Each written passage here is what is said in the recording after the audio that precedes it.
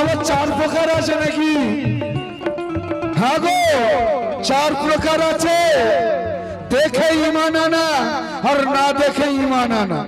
দেখে ঈমান আনা আইনুল ইয়াকিন, আর না দেখে শোনা কথা ঈমান আনা বেলগায়ে ইয়াকিন। শোনা কথার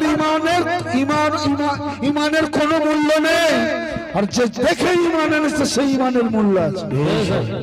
সব দেখছো, দুনিয়া তো সব দেখে নিচ্ছ, আর যে দুনিয়া সৃষ্টি করেছে তার বেলায় হতে তাকে দেখা যায় না।